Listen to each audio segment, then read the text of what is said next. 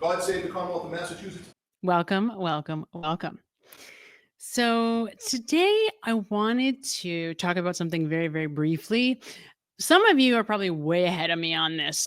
All along my journey with the Karen Reed stuff has evolved, let's say, right? And more recently, I did not know the Plevin reference. I did not know who that was. So I would hear Turtle Boy say it, but just ignored it because I didn't know who he was talking about. And then I don't know what I saw. I saw an interview somewhere, and this guy I didn't recognize was talking about Brian Higgins and that he had interviewed him. And I didn't get much farther than that before I realized that he had written a book, and that in that book, he talks about these interviews, or he talks about what he learned from these interviews, I guess, with Proctor and Higgins or whoever. I also learned that he started out a Karen Reed supporter and then kind of, somehow drifted over to the other side. What I did do was read the book. I am somebody who, when I'm curious or interested in something, I am going to go all in. Like, I'm an obsessive. That's maybe the understatement of all time. Certainly that affected my life in unhelpful ways when I was much, much younger. And that's just how I am, right? Like, I'm going to go all extreme, all in. I wanted to know more about what he knew, not so much about him. And so I was driving, I immediately found the book, and I figured that it would have to be like really big stuff. If you're somebody who starts out a Karen Reed supporter and then you find, you somehow come to the conclusion that she's guilty, in my mind, that means you must have like really solid evidence. You must have seen or heard something that was so extreme, so over the top that it would be compelling for anyone. So I started reading and waiting and waiting and waiting.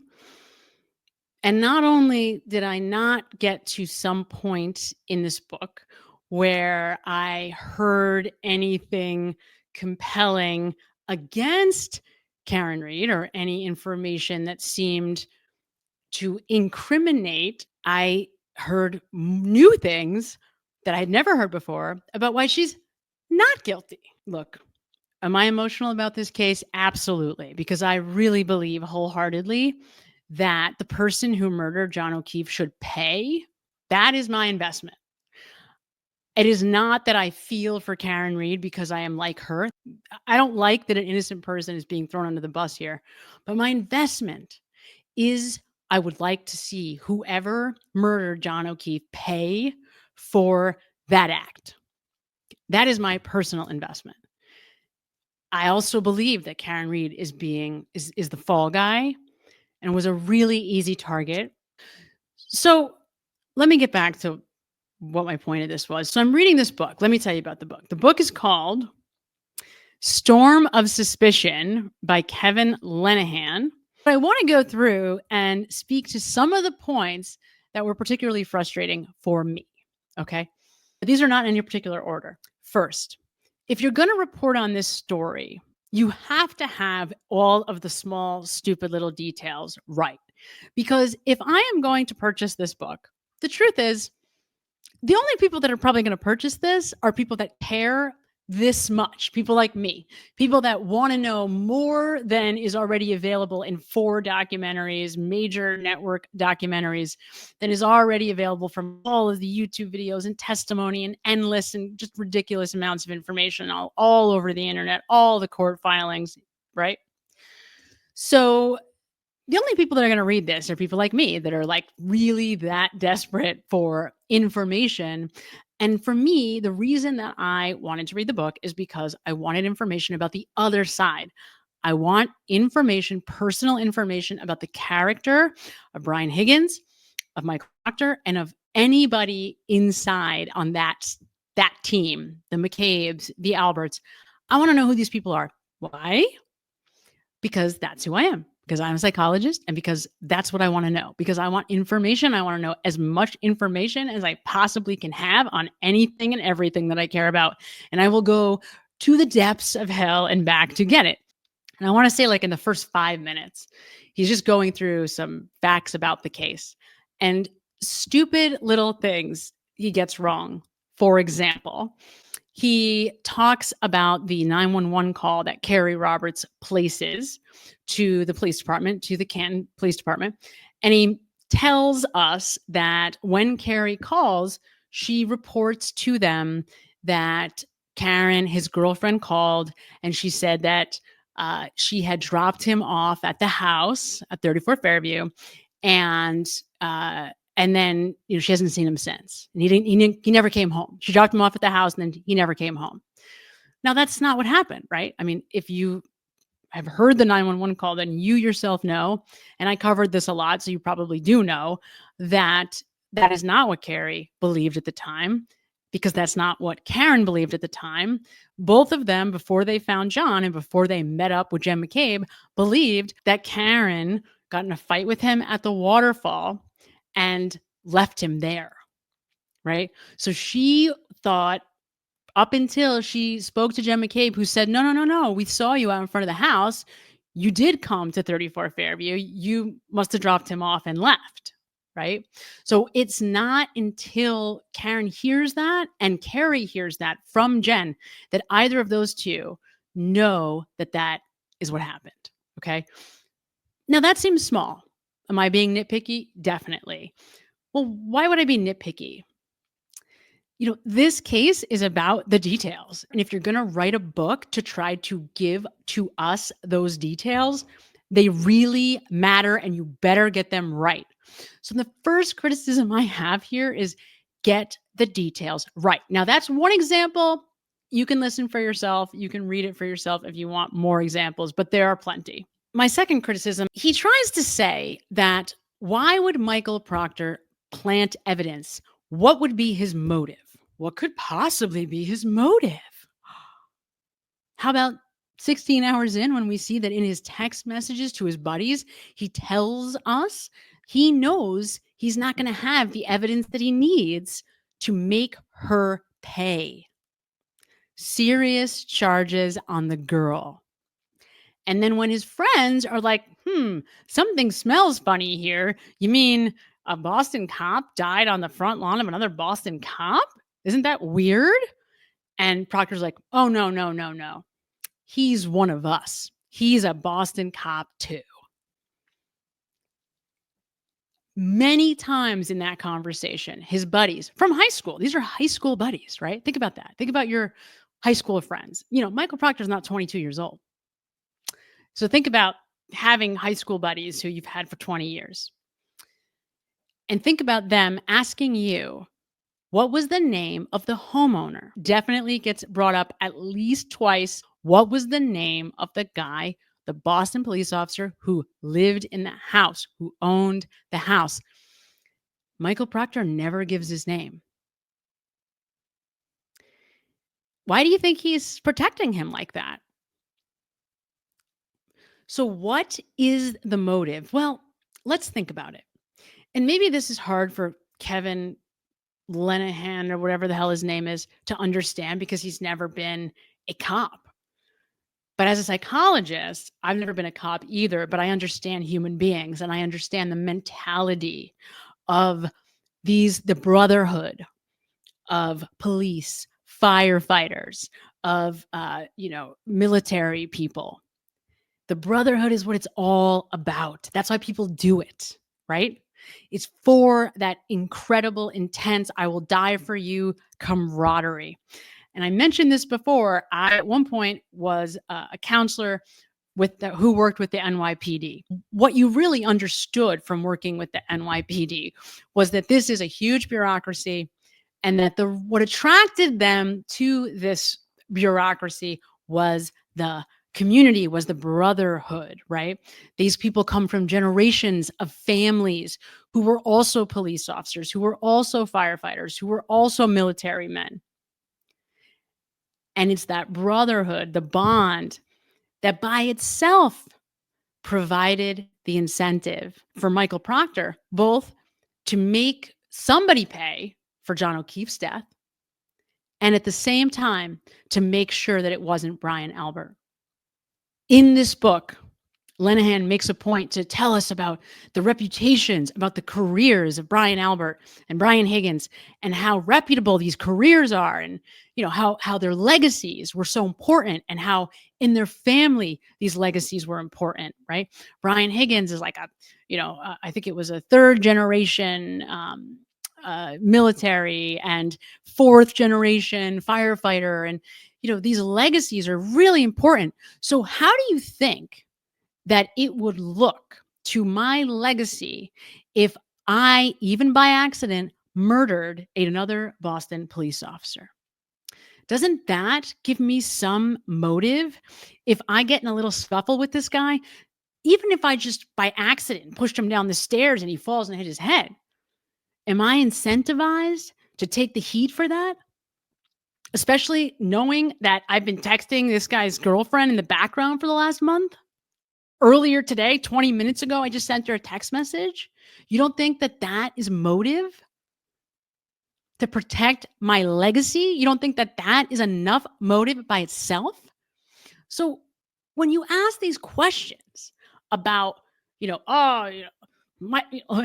Michael Proctor has no motive to be a part of cover-up, are you joking? Michael Proctor has every incentive on the planet, to the point where he's telling us he wants Karen Read to die, to kill herself. Okay. When we talk, you've heard me talk so much about the role of emotion in thinking, in logic. There's no such thing as logic. And that's another problem with this book. Lennahan is trying to, use this decision tree, this logical, this deductive decision tree. Well, let me explain to you something, Kevin Lennahan. Neuroscientists today in 2025, we know there is no such thing as logic that's void of emotion. You can be calm, and when you're calm, you have more access to the kind of deductive reasoning that you're talking about. But every single one of us makes decisions differently on the basis of our personal investments and our emotional investments. It is emotion that makes those decisions when you get to a fork in the road. So you can try to take that out of the equation as much as you want, but I will tell you, it is a delusion, bro. It's a delusion. It is a delusion. So don't try to sell us on this, I'm a very rational and reasonable person who's making very clear decisions, because this idea that Michael Proctor has no motive is the most delusional thing I have heard since I started paying attention to this case. If you don't understand what his motive is, that's on you, but you better go back and try to take a look again, because this man has every incentive in the world, and he is emotionally invested in making sure that somebody pays for John and that he goes to his death to protect Brian Albert. He does not have to be in on a cover-up. He only has to make the charges stick, which is the message that he is getting very clearly from the chief of police, from Brian Albert, and from everybody in his little world who want to see somebody pay for the death of a Boston police officer. And within seconds of this happening, believe it to be Karen Read. This will be the first statement of its kind in my dozen years as Norfolk District Attorney. The harassment of witnesses in the murder prosecution of Karen Read is absolutely baseless. It should be an outrage to any decent person, and it needs to stop. Innuendo is not evidence. False narratives are not evidence. However, what evidence does show is that John O'Keefe never entered the home at 34 Fairview Road in Canton the night he died. Location data from his phone, recovered from the lawn beneath his body when he was transported to the hospital, shows that his phone did not enter that home. 11 people have given statements that they did not see John O'Keefe enter the home at 34 Fairview that night. 0 people have said that they saw him enter the home. 0. No one. Some have, without any evidence, pointed to 18-year-old Colin Albert, a nephew of the homeowner, and accused him of attacking John O'Keefe as he entered the home. But phone evidence shows O'Keefe never entered the home at all. Testimony from witnesses tell us that 18-year-old Colin Albert had left his uncle's home before John O'Keefe and Karen Reed had arrived outside the residence. There was no fight inside that home. John O'Keefe did not enter the home. Colin Albert, the young man being vilified, was not present when Reed's vehicle and John O'Keefe arrived on the street. This is a false narrative. Colin Albert didn't commit murder. Jennifer McCabe, Matthew McCabe, and Brian Albert. These people were not part of a conspiracy and certainly did not commit murder or any crime that night. They have been forthcoming with authority, providing statements, and have not engaged in any cover-up. They are not suspects in any crime. They are merely witnesses in the case. So don't tell me that he doesn't have an investment. There's no motive to plant evidence. There's every motive in the world to plant evidence. And he tells us in his own words to his buddies in a text thread exactly what that motive is, to make it stick. He lets us know that he's going to have to prove whatever allegations that he is making. And let's be honest here. Without that taillight, Michael Proctor's no dummy. He knows that there is no guarantee that Karen Reed is going to pay for this. Without that taillight evidence, there's nothing directly tying Karen Reed to that scene. Okay. And he actually, by the way, Lennahan admits this in his book himself.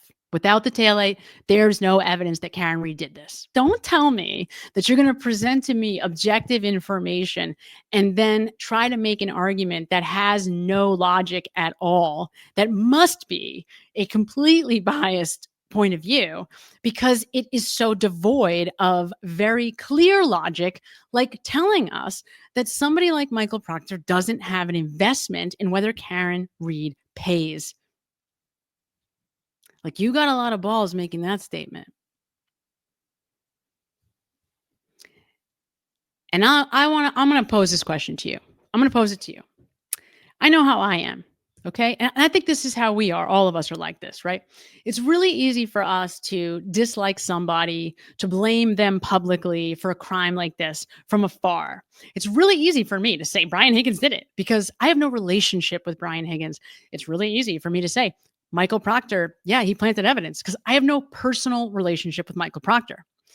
If, however, I had interviewed Brian Higgins and I liked him, and you know what, and I'll tell you, I will admit this, he seems likable to me. Brian Higgins seems like a likable human being to me. I could see why Karen was attracted to him. I'm not personally attracted to him per se, but I could see there's something attractive about him, at least about him on paper, right? You don't think that if I have a personal relationship with Brian Higgins or with Michael Proctor and I like them as people, we have a lot in common, we're from the same kind of town, the same community around Boston, you don't think that that's going to affect whether or not I am then going to turn around and say if they have a motive objectively or don't? Don't try to say to us that you're using a fucking logical decision tree and then make these asinine arguments that so clearly must be biased because they're void of all logic, and then try to tell us this is totally logical. This is not an emotional argument at all. And please, for the love of God, go back and correct some of these little stupid mistakes because it makes the credibility of the rest of this book harder for me to buy into. It makes it harder for me to trust anything you say after one or two stupid little key details. All right, that's it for me now. I'll be back with more on the Lennahan book to give you some more of what I find out along the way. I would say I'm halfway through at this point. The book is Storm of Suspicion, written by Kevin Lennahan, and I will continue to give you updates as I become familiar with them. God save the Commonwealth of